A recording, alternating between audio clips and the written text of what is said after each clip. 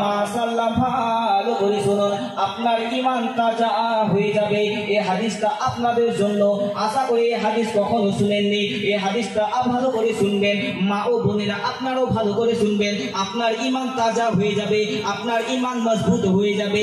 মিশকাত শরীফ সাফা নম্বর 202 পৃষ্ঠার মধ্যে রয়েছে। কেউ যদি মোবাইলের মধ্যে খুঁজতে যান তাহলে সাওয়াবিক তাসবির মধ্যে খুঁজতে যাবেন, সে সাফা নম্বর হবে 53 নম্বর পৃষ্ঠার মধ্যে রয়েছে। মোবাইলে খুঁজতে গেলে হাদিস শুনুন, আপনার ঈমান তাজা হয়ে যাবে। আর ইবনে মাসউদ قال قال رسول الله صلى الله تعالى عليه وسلم لقيت إبراهيم ليلة أسري بي فقال يا محمد اقرأ أمتك مني السلام وأخبرهم إن الجنة طيبة التربة ألبة الماء وأنها كيان وإن غراسها سبحان الله والحمد لله لا إله إلا الله والله আকবার। জোরে মোহাব্বতে বলুন সুবহানাল্লাহ।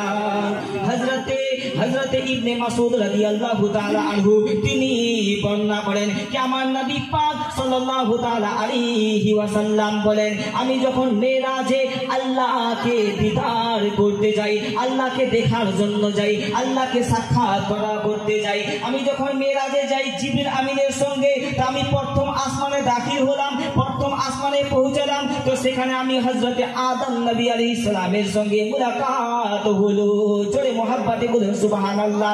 সেখানে কথাবার্তা হলো, সালাম কালাম হলো। সেখান থেকে দ্বিতীয় আসমানে গেলাম, তৃতীয় আসমানে গেলাম, চতুর্থ আসমানে গেলাম, পঞ্চম আসমানে গেলাম, ষষ্ঠ আসমানে গেলাম, সপ্তম আসমানে যখন হাজির হলাম সেখানে হযরতে ইব্রাহিম আলাইহিস সালামের সঙ্গে মুলাকাত হলো। এর থেকে বোঝা যাচ্ছে যে প্রত্যেকটা নবী জিন্দা রয়েছে। হযরতে ইব্রাহিম নবী বলেন, ইয়া রাসূলুল্লাহ, ইয়া হাবিবাল্লাহ নবী গো, আপনি যখন মিরাজ থেকে ফিরে যাবেন, মিরাজ থেকে আপনি ওয়াপাস যাবেন, বাড়িতে ফিরে যাবেন, লাকিতু ইব্রাহিমা লাইলাতা উসরি ফাকালা ইয়া মুহাম্মাদু ইকরা উম্মাতিকা মিন্নি আসসালামু ওয়া আখবিরহুম। ইয়া রাসূলুল্লাহ, আপনি মিরাজ থেকে যখন ওয়াপাস যাবেন, মিরাজ থেকে ফিরে যাবেন, তো আপনার উম্মতকে বলবেন, আপনার গোলামদেরকে বলবেন, আপনার উম্মতকে কি বলবেন? ইয়া রাসূলুল্লাহ, ইয়া হাবিবাল্লাহ, আপনি এটাই বলবেন যে ইব্রাহিম নবী তোমাদেরকে সালাম জানিয়েছে। জোরে মোহাব্বতে বলুন সুবহানাল্লাহ। তাহলে মুসলমান, আজ পর্যন্ত আপনারা ইব্রাহিম নবী আলাইহিস সালামের জবাব দিয়েছেন? দেননি? শুনেননি? তো দিবেন কেমন করে? আজকে শুনলেন যে ইব্রাহিম নবী আমাদেরকে সালাম জানিয়েছে, তাহলে আমরা কত সৌভাগ্য, সৌভাগ্য নয়? নবী হয়ে আমাদেরকে সালাম জানাচ্ছেন। ওবে কার? আমার নবী মুস্তাফার জারিয়ায়, আমার নবী মুস্তাফার ওসিলায়। বললেন আপনি যখন মিরাজ থেকে ফিরে যাবেন ইয়া রাসূলুল্লাহ, তা আপনার উম্মতকে বলবেন, গোলামকে বলবেন আমার তরফ থেকে আপনার উম্মতকে আমি সালাম জানিয়েছি। সুবহানাল্লাহ, সুবহানাল্লাহ। আমাদেরকে নবী সালাম জানিয়েছেন। একবার জোরে আমার নবী মুস্তাফা যে আমাদেরকে সালাম নিয়ে এনেছেন, আমাদেরকে এনে দিয়েছেন, তা একটা জবাবটা দিয়ে একবার জোরে জবাবটা দেন তো।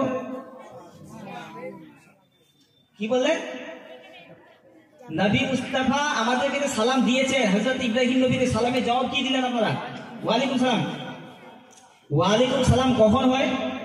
যখন আপনাকে আমি ডাইরেক্ট সালাম দিব, আসসালামু আলাইকুম, এটা জবাব হবে কি? ওয়ালাইকুম সালাম। আর আমাদেরকে তো হযরত ইব্রাহিম নবী ডাইরেক্ট সালাম দেননি, সালাম দিয়েছে কিরকম করে? গায়বানা থেকে, নবী মুস্তাফার ওসিলা থেকে আমাদেরকে জারিয়া বানিয়ে আমাদেরকে সালাম দিয়েছে। তো কিরকম হবে? ওয়ালাইকুম সালাম হবে? ওয়ালাইকুম সালাম হবে না? একবার জোরে সোরে সবাই মিলে মাইকে যেই জায়গায় আনাচে কানাচে আপনারা যদি এই আওয়াজটা শুনে থাকেন, এই হাদিসটা যদি শুনে থাকেন, ধ্যান দিয়ে অবশ্যই নবী হযরত ইব্রাহিম আলাইহিস সালামের জবাবটা অবশ্যই দিবেন। একবার আমার সঙ্গে সবাই মিলে বলুন ওয়া আলাইহিস সালাম। তাহলে বোঝা গেল নবী হযরত ইব্রাহিম নবীর সালামের জবাব হয়ে গেল।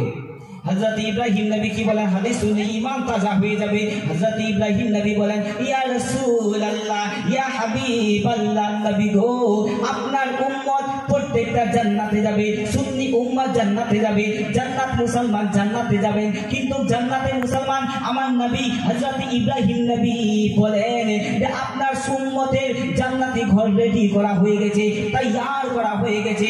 ইয়া রাসূলুল্লাহ, ইয়া হাবিবাল্লাহ, জান্নাত কত বড় হবে আপনারা জানেন? ভালো করে শুনুন, জান্নাত কত বড় হবে। আমার নবী পাক সাল্লাল্লাহু তাআলা আলাইহি ওয়াসাল্লাম বলেন যে জান্নাত কত বড় হবে যে তোমাদের চোখ যত দূর যাবে, তোমাদের চোখ নজর যত দূর যাবে, তত বড় একটা জান্নাতের ঘর হবে। জোরে বলুন। আচ্ছা সুবহানাল্লাহ তো বলে দিলেন, এত বড় ঘরে একাই মন লাগবে? আমার চোখ যত দূর যাবে, বাপরে বাপ, এত বড় একটা ঘর। আমরা তো বাড়িতে 3জন 4জন ফ্যামিলি মিলে 3টা ছোট ছোট করে রুম করে আমরা সবাই মিলে থাকছি, আর আমাদের রুম কত বড় হবে যে চোখ যতদূর নজর যাবে তত বড় একটা জান্নাতের ঘর হবে। আল্লাহু আকবার। আর এত বড় ঘরে আমাদের কি একাই ভালো লাগবে?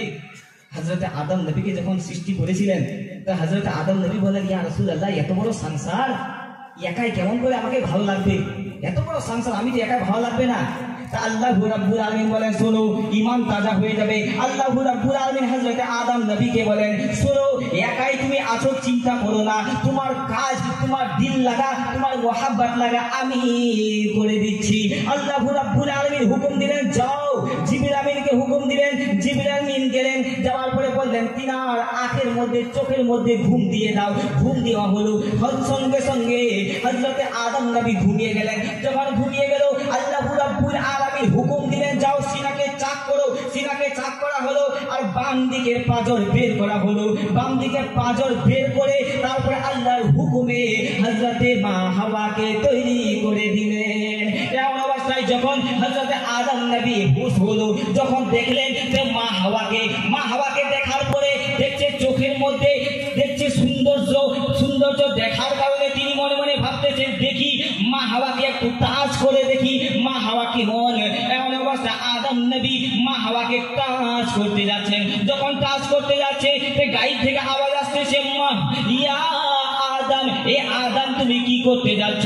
তুমি তো এখন আজনবী আছো, মা হাওয়া আজনবিয়া আছে, তুমি কেমন করে এক আনজান মর্দ আর এক আনজান আওরাত কখনো টাচ করতে পারবে না, সাক্ষাৎ করতে পারবে না।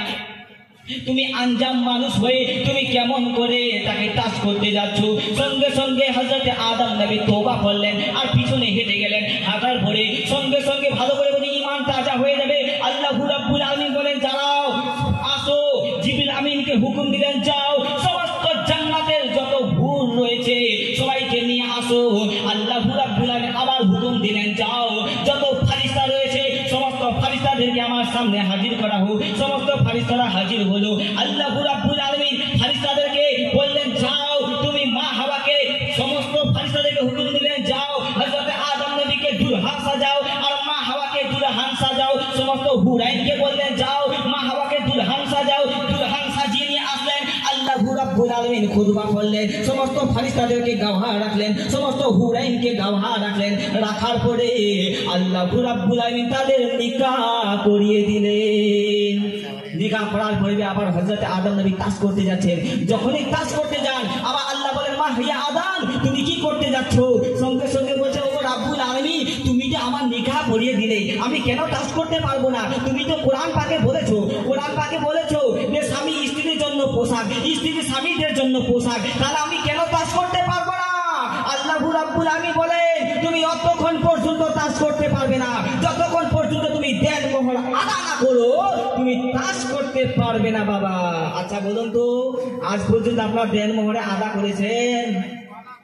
ছেলে হয়ে গেছে, নাতিপুতি হয়ে গেছে, বিবাহ দিয়ে দিয়েছেন মেয়েদেরকে, কিন্তু এখনো আজ পর্যন্ত আপনারা দেন মোহর পরিশোধ করেননি। এটা আপনাদের আকীদার কথা বলছি। যদি আপনি দেন মোহর না পরিশোধ করেন, হাদিস শুনুন। আমার নবী পাক সাল্লাল্লাহু তাআলা আলাইহি ওয়াসাল্লাম বলেন, কিয়ামতের দিনে 3টা কাতারে দাঁড় করানো হবে, 3টা লাইন করা হবে। এক লাইনকে দাঁড় করা হবে যিনারা বিবাহ করেননি, আগেই মারা গিয়েছেন, তাকে এক লাইনে দাঁড় করা হবে। দ্বিতীয় লাইনে বলবে যিনারা বিবাহ করেছেন, দ্বিতীয় লাইনের মধ্যে দাঁড়িয়ে যাও। সমস্ত দ্বিতীয় লাইনে দাঁড়িয়ে গেলেন। আর যিনারা বিবাহ করার পরে জেনা করেছেন, আর যিনারা না বিবাহ করে জেনা করেছেন, এক লাইনের মধ্যে দাঁড় করানো বলবে। সমস্ত 3 লাইনে দাঁড় করানো হলো। হওয়ার পরে আল্লাহু রাব্বুল আলামিন বলেন, শোনো, যিনারা বিবাহ করেছেন, করার পরে দেন মোহর পরিশোধ করনি, তোমরা এখন থেকে ওই দল থেকে দ্বিতীয় লাইন থেকে তোমরা সবাই ওই জেনা করে লাইনে দাঁড়িয়ে যাও। আল্লাহু আকবার। তাহলে মুসলমান যদি দেন মোহর না আদা করেন, জিনা করে লাইনের সঙ্গে দাঁড় করতে হবে, দাঁড় আমাদেরকে করিয়ে দিবে। অবশ্যই আপনারা দেন মোহর পরিশোধ করে দিবেন, দেন মোহর যদি বাকি থাকে আদা করে দিবেন, না পারলে বিবির কাছে মাপ চেয়ে নেবেন, আমি দেন মোহর আপনাকে আদা করতে পারছি না। আর যদি আপনি পারেন জমি করে দিবেন, জমি নামে করে দিবেন, তাহলে আপনার দেন মোহরটা কত পয়সা হচ্ছে ওই হিসাবে আপনার আদা হয়ে যাবে।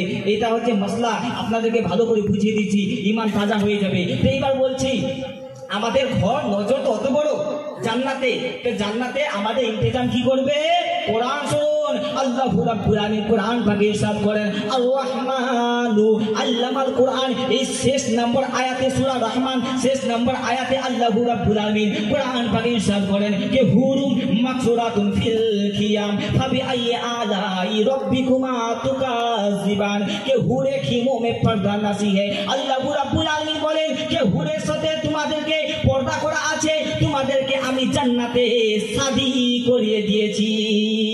আমাদেরকে আল্লাহ রাব্বুল আলামিন জান্নাতে আগে আমাদেরকে হুরের সাথে বিবাহ করিয়ে দিয়েছে। তাহলে মুসলমান যে হুর, আমার নবী মুস্তাফা বলেন একবার যদি জমিনের দিকে তাকিয়ে দেখে, আসমান থেকে নিয়ে জমিন পর্যন্ত যে বীজ হিসাবটা আছে উজালা উজালা হয়ে যাবে। আর আমাদের বিবি যদি একবার স্বামীর দিকে একবার যদি তাকিয়ে দেখে, তা আর অন্ধকার হয়ে যাবে। যদি খালি একবার ভিতরে দিকে তাকিয়ে দেখে, তাহলে মুসলমান আর হুর তাকিয়ে দেখলে সমস্ত জমিন উজালা হয়ে যাবে। এই মুসলমান তার আচ্ছা বাবা, আপনাদেরকে আমি বলি, আমরা যে ঘর সংসার করলাম 25 বছর ধরে, 50 বছর ধরে, 100 বছর ধরে, তাহলে এই আমাদের বউগুলোর কি হবে, আমাদের বিবিগুলোর কি হবে? ভালো করে শুনুন, আমার নবী মুস্তাফা সাল্লাল্লাহু তাআলা আলাইহি ওয়াসাল্লাম বলেন, যখন জান্নাতে বান্দাদেরকে দাঁড় করা হবে, তা আল্লাহ রাব্বুল আলামিন এই দুনিয়ার বিবিকে সেই জায়গার মধ্যে ওই বান্দার কাছে হাজির করা হবে, আর হুরের থেকে তাদের চেহারাখানা সৌন্দর্য করে দিবে। সুবহানাল্লাহ, সুবহানাল্লাহ হবে না? High high high. আচ্ছা, আপনার টপিকটা নিয়ে যাচ্ছি, খালি সুবহানাল্লাহ বলছে না তো, আপনার টপিকটা এখন নিয়ে যাচ্ছি।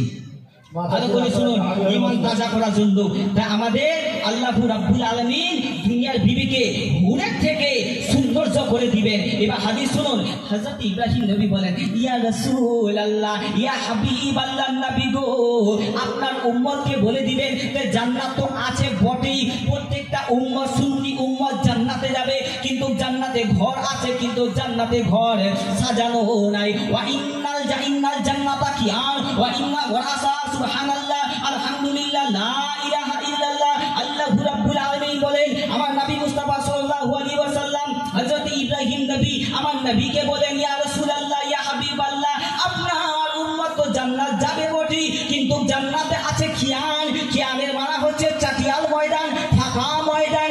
আপনার উম্মত যদি দুনিয়ার বুকে সুবহানাল্লাহ আলহামদুলিল্লাহ লা ইলাহা ইল্লাল্লাহ যদি পড়তে থাকে, তাহলে আপনার সুন্নি উম্মতের জান্নাতে ঘর সাজতে থাকবে।